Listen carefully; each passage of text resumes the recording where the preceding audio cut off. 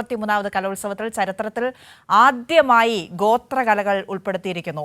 പണി നൃത്തം, ഇരുള നൃത്തം ഉൾപ്പെടെ 5 ഇനങ്ങളാണ് കലോത്സവത്തിന് എത്തുന്നത്. കുട്ടികളുടെ തയ്യാറെടുപ്പുകൾ എവിടെ വരെയൊക്കെയായി എന്നുള്ളത് നമുക്കൊന്ന് നോക്കി വരാം. ഇത്രയും നേരം കൈരളി ടീമിന്റെ സജ്ജീകരണങ്ങൾ എന്താണ്, സംസ്ഥാന സർക്കാർ എന്തൊക്കെ ക്രമീകരണങ്ങൾ നടത്തിയിട്ടുണ്ട്, തിരുവനന്തപുരത്ത് അനന്തപുരിയിൽ എന്നൊക്കെയാണ് നമ്മൾ പറഞ്ഞത്. ഇനി കുട്ടികളുടെ സജ്ജീകരണങ്ങൾ എന്തൊക്കെയാണ് എന്നറിയണ്ടേ, അവരുടെ തയ്യാറെടുപ്പുകൾ എങ്ങനെയാണ് എന്ന് കാണാം.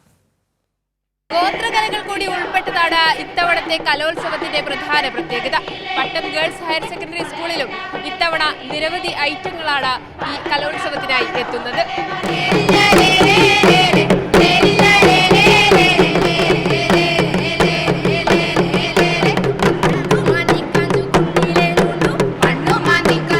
വയനാട് ജില്ലയിലെ പണിയ വിഭാഗക്കാരുടെ തനത് കലാരൂപം, ആഘോഷവേളകളിൽ കളിക്കുന്ന വട്ടക്കളിയും തുടിയുടെ താളത്തിൽ വയൽപ്പണിയെ ആസ്വാദകരമാക്കുന്ന കമ്പളക്കളിയും ഒന്നിച്ചു ചേരുമ്പോൾ കലോത്സവ വേദിക്ക് താളമേറും.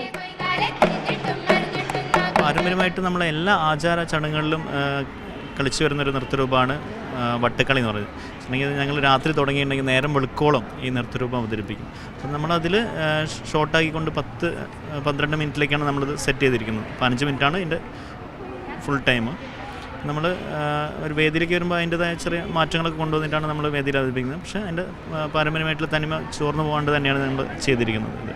പിന്നെ ഇതിൻ്റെ കൂടെ തന്നെ നമ്മൾ കമ്പളനാട്ടി എന്ന നൃത്തരൂപം, അതും നമ്മുടെ പാരമ്പര്യമായിട്ട് പണ്ട് കാലം മുതലേ കൈമാറി വരുന്നൊരു നൃത്തരൂപമാണ്. അത് വയലുകളിലാണ് കൂടുതലായിട്ട് ചെയ്യാറ്. എല്ലാ ഊരുകളിലെ ആളുകൾ ഒരുമിച്ച് നിന്ന് തുടി കൊട്ടി പാടി ആ കൃഷി രീതി പെട്ടെന്ന് വൈകുന്നേരം ആകുമ്പോഴത്തേനും തീർക്കുക, നാട്ടിപ്പണി പെട്ടെന്ന് തീർക്കുന്നതിന് വേണ്ടിയിട്ടാണ് കമ്പളനാട്ടി എന്ന സമ്പ്രദായം തുടങ്ങിയത്. പിന്നെ ആദ്യമായി ഗോത്രകല കലോത്സവ വേദിയിലെത്തുമ്പോൾ ഇതിന്റെ ഭാഗമാകാൻ കഴിഞ്ഞ സന്തോഷത്തിലാണ് വിദ്യാർത്ഥികളും.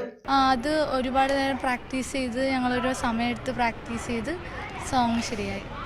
ഡാൻസ് ആണെങ്കിലും അതുപോലെ തന്നെ എല്ലാവരും നല്ല രീതിയിൽ എഫേർട്ടിട്ട് ഒരുപാട് ഹാർഡ് വർക്ക് ചെയ്തിട്ടാണ് ഇത്രയും നല്ല രീതിയിൽ എത്തിയത്. ആദ്യമായിട്ട് ഇങ്ങനെ ഒരു ഇത് വരുമ്പോഴത്തേക്ക് നമുക്ക് ഇത്രയും ജില്ല വരെ ഇത്ര എത്താൻ പറ്റിയത് വലിയൊരു അനുഗ്രഹമാണ്. പ്രാക്ടീസ് നല്ലതായിരുന്നു. ഞങ്ങൾ വെക്കേഷൻ ടൈമിലും അല്ലാതെ തന്നെ സ്കൂൾ ഉള്ള സമയത്ത് ഞങ്ങൾ നന്നായിട്ട് പ്രാക്ടീസ് ചെയ്യായിരുന്നു.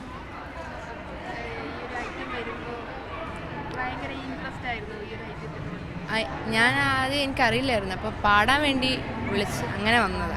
പട്ടം ഗവൺമെന്റ് ഗേൾസ് ഹയർ സെക്കൻഡറി സ്കൂളിൽ നിന്നും ഹൈസ്കൂൾ ഹയർ സെക്കൻഡറി വിഭാഗത്തിൽ ഗോത്രകലയിലെ 3 ഇനങ്ങളാണ് സംസ്ഥാന കലോത്സവ വേദിയിൽ എത്തുന്നത്. ചരിത്രപരമായ ഈ മാറ്റം വരും കലോത്സവ വേദികൾക്കും മാറ്റുകൂട്ടും.